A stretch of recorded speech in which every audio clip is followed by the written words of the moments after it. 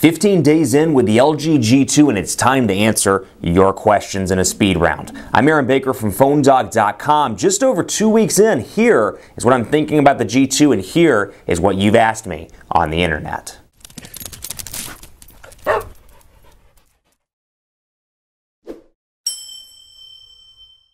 I'm 15 days in with the LG G2, and as I always like to do, I like to pull out one of the videos and take time to answer your questions that you've hit me up with over the past couple of days. Hit me up on Twitter at PhoneDog_Aaron, Facebook, Facebook.com/HiAaronBaker to ask questions throughout the continuation of the 30-day challenge with the LG G2. Now, a couple of questions have popped up. One I keep getting despite the fact that I've answered this in the video, so I'm going to go ahead and go back and answer it again. Lots of questions about the power button and the volume rocker being on the back. Most specifically, when you lay it down on a surface, does it press the power button? Does it press the volume rocker? The answer is no, and not only no, this is one of my favorite placements for a power button and for a volume rocker. I found that even in working with the iPhone 5S today as part of the coverage on PhoneDog.com, I have it in my hand and I keep wanting to do this on the back of every single device I'm working with. So I'm very used to it being on the back. I actually like it a lot, and like I've said in multiple videos, very easy to rest your finger on the power button. It's just natural to have it there as opposed to having it right here on the side of the device as you would expect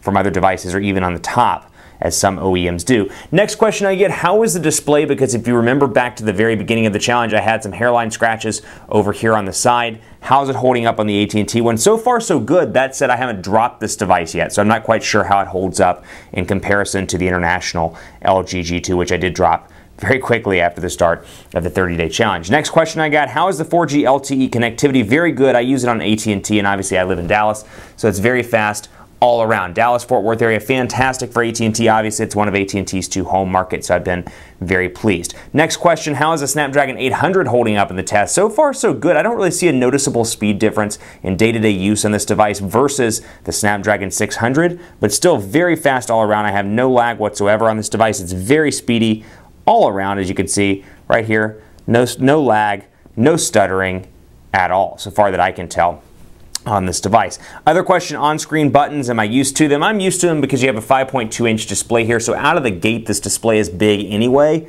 and with the buttons on the side, even though it's taking up some of the display space, it's not bad. It's just something that takes up space, and obviously when you have YouTube running and things like that, the buttons do go away, or the on-screen navigation buttons do go away, so you can get rid of those in things that are important to maximize the screen viewability, like obviously a YouTube video or something like that.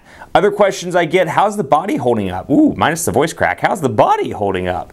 So far so good here, not really seeing any scratches. You can tell it's a fingerprint magnet on the back, but I don't find that to be an issue. That may frustrate you. Doesn't really bother me, at least on this device, because there's kind of a carbon fiber look and feel to the back, which does a good job to mask at least some of the fingerprints on this device. Next question I got, speakers. How are speakers on this device? So far so good. I use this phone obviously to work out. It is one of my primary devices, and I use it while I'm working out. I actually listen to Spotify on this device, and I have some local music on it as well. So far so good. Been pleased. I've been using the LG earbuds that come out of the box, and I've been really pleased with the overall sound. I tested out HTC's earbuds that come with the One in it yesterday at the gym. So far so good on that. Keep it locked on PhoneDog.com. Hit me up with more questions. We'll go back to the regular parts of the 30-day challenge in the next video, but I always like about halfway in to answer your questions, because I'm getting to that point where I've had it for a little bit more than a week, almost 2 weeks. Time to answer a few questions before we go along with the rest of the challenge. Let me know what you want to see. PhoneDog_Aaron on Twitter, Facebook, Facebook.com/HiAaronBaker.